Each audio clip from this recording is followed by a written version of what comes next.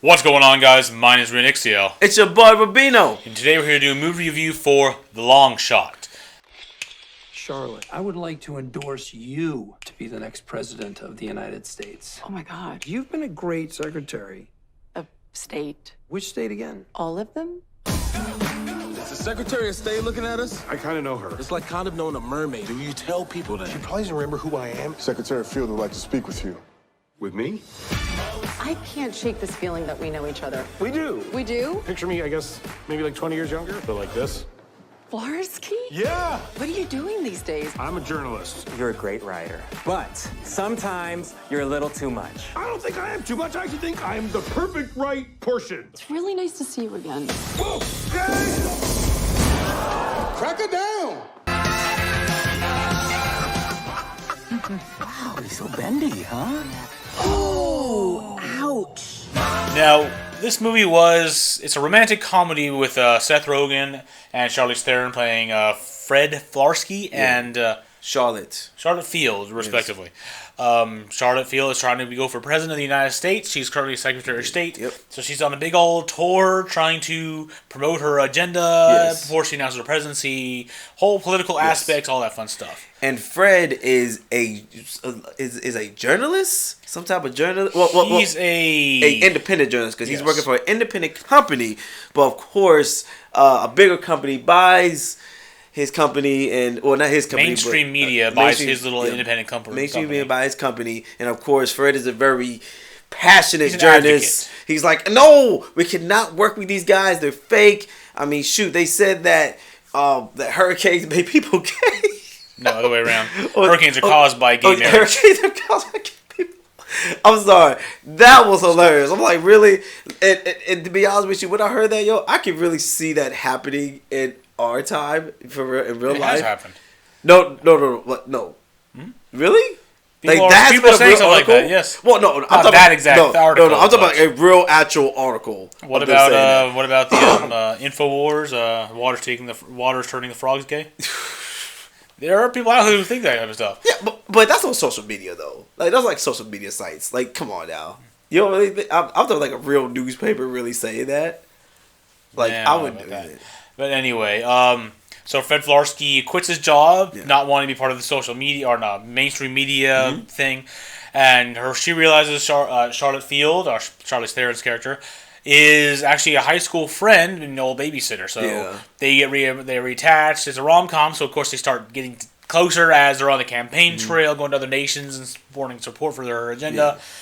And they end up hooking together. He's not exactly the type of guy that she would actually date because she's trying to be president while he looks like a homeless bum. He always wears a windbreaker, scruffy. Yeah. So they're trying to hit it off. They enjoy each other's company, but it's not good for her image. Yeah. And the whole movie is about them coming to terms with who they are, Yes. while going along with Seth Rogen's typical style of really Very raunchy. Yes, raunchy, very raunchy comedy. I mean, there was some things in there which we'll talk about a little bit later that was like unnecessary, because I think the two biggest problems for me with this movie, because it was a good movie. I laughed. I somewhat enjoyed myself. I just felt like I wanted a little bit more build up when it comes to their relationship.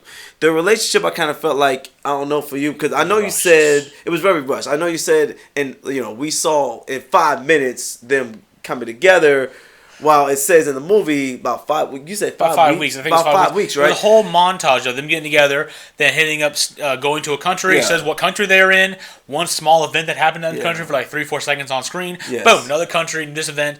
So over the course of 5 weeks, which was about 5 minutes.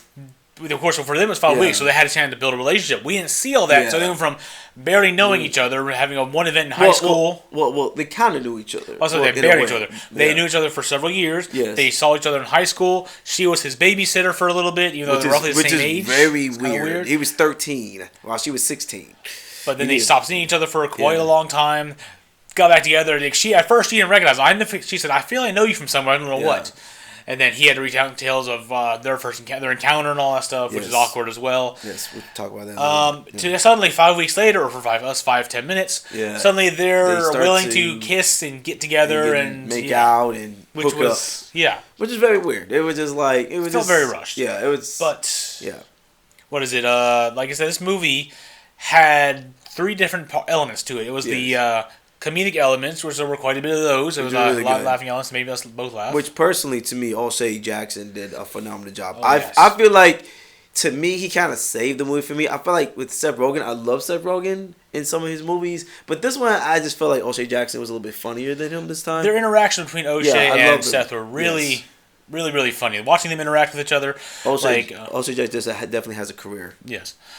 Seth Rogen, of course, especially with the elements with Charlize Theron, it was very cringy as well. Yes. Him trying to be funny, him trying to be normal and good. I was creating very awkward encounters. Mm-hmm.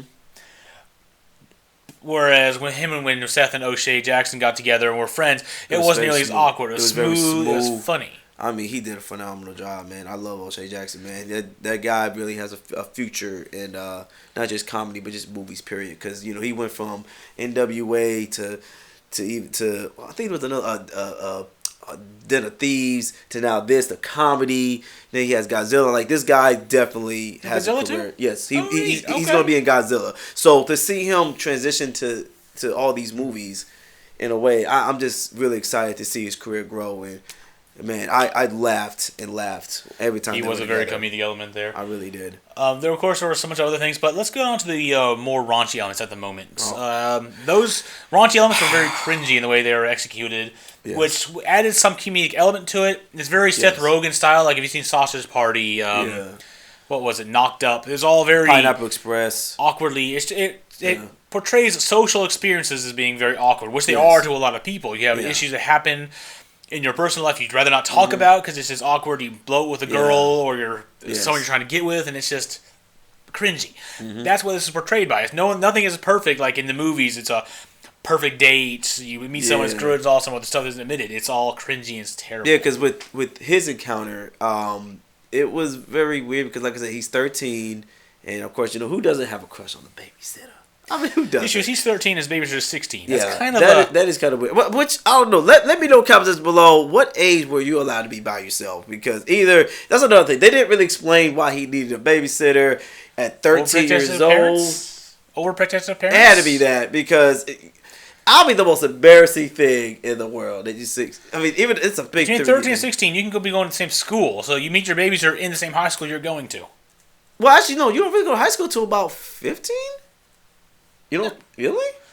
I thought 15 Nobody graduated like 17, so you had to be in high school about 13, 14-ish. Yeah. Whatever. It's been a long time since I've been in school. I don't know. Yeah, it's been a very long time. So it's just, wow. I just thought about that. 13. It's 13, I think you're kind of still in middle school. Because at 14, you get to ninth grade. Depends, I guess, when you're born. You might be in a freshman, you might be in high school, you might be in middle school, depending on what time you're born in throughout the year. Yeah. I think. Yeah, it is when you're born. Yeah. But yeah, overall, this movie, do I feel like this could have been... I feel like it's one of those movies where if you want to go see it, go see it. Like I said, I laughed.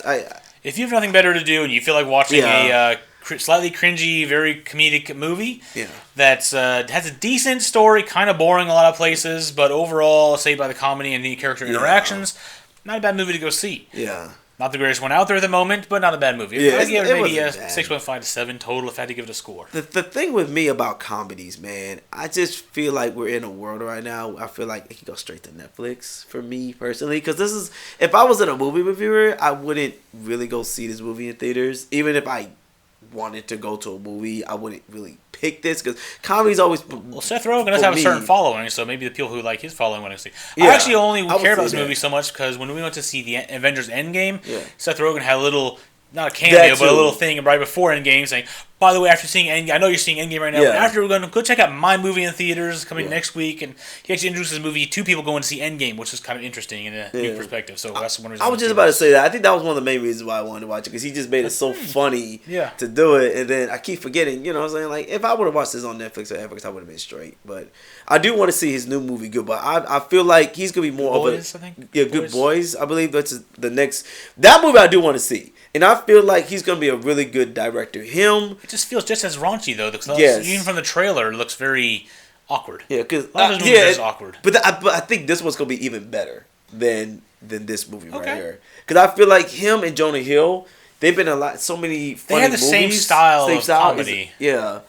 I really do feel like those two are going to be great directors, and I can't wait to see their directorial debuts of the movies instead of them in the movie. I'm kind of like a little bit, I wouldn't say tired of them, but I would love to see what they can do with other comedians that are coming together. So overall, I love Seth Rogen. He does a great job with his movies. But overall, yeah, like I said, if I were to give this a rating, I would still give this a 6.8 for me personally. Okay. But other than that, it was cool. All right. Anything else I'd like to say, really? Nah, man, I'm good, man. All right, if you're watching this on my channel, go check out Robino Entertainment, link down in the description below, as well as Kid Robino, where he does a lot of anime and cartoon reviews and stuff like that, whereas Robino Entertainment does movie reviews and top 5, same thing we do over here. Man, if you're watching this on my channel, go check out my boy Rio, man. He does the same thing I do, man. Movie review, trailer reactions, and so forth. But also, one thing you guys do need to be checking out, man, is Fear Bot Gaming, man. Go check that out, man. We got VRs on there. We're trying to play more of those. We got Subnautica, which I'm sucking on right now. I'm trying to get better. I'm sucking on bad. And we are playing a little bit Resident Evil. Whatever games we can play, we try to play them. He tries to get them out as soon as possible. But definitely go check it out. And yeah, man, that's pretty much it. So we will catch you later in the next review, trailer reaction that we do. Bye. Peace out.